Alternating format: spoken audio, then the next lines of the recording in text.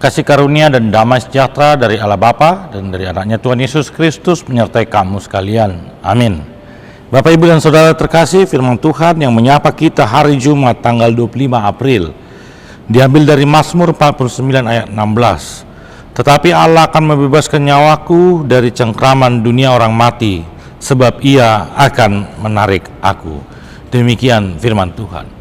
Bapak, Ibu, dan Saudara yang terkasih, kita baru saja pada minggu ini merayakan kebangkitan Kristus melalui Paskah, dan kita juga telah merayakan bagaimana kasih Kristus yang menebus dosa manusia lewat kematiannya.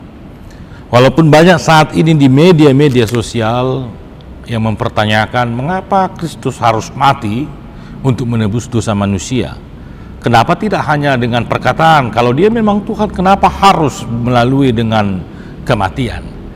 Kita harus mengingat di dalam pengakuan iman rasuli kita dengan jelas mengatakan Dia masuk dalam kerajaan maut. Dia turun dalam singgasananya dalam kerajaan abadi. Dia turun ke bumi. Sekali lagi Dia turun dalam kerajaan maut. Dia tidak hanya menebus orang yang hidup, tetapi Tuhan kita Yesus Kristus mengapa harus melalui kematian? Dia menebus dosa orang mati. Karena itu Bapak, Ibu, dan Saudara terkasih, mengapa harus melalui kematian? Yang kedua adalah upah dosa itu sendiri adalah kematian. Karena itu ketika dikatakan oleh pemazmur, tetapi Allah akan membebaskan nyawaku dari cengkraman dunia orang mati, tetapi Allah akan membebaskan nyawaku dari dosa itu. Karena dari cengkraman orang mati, ketika orang tidak lagi percaya kepada Kristus, maka hakikatnya dia berdosa, maka upahnya adalah kematian.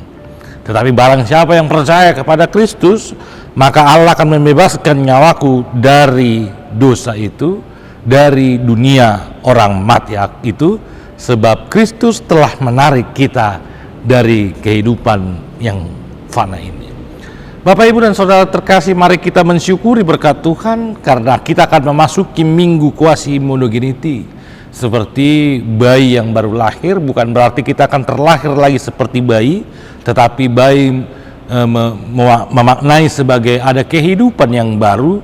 Maka orang yang sudah ditebus, orang yang sudah dibebaskan nyawanya, orang yang sudah dibebaskan dari cengkraman orang mati, maka dia terlahir kembali sebagai manusia dengan pribadi yang berbeda.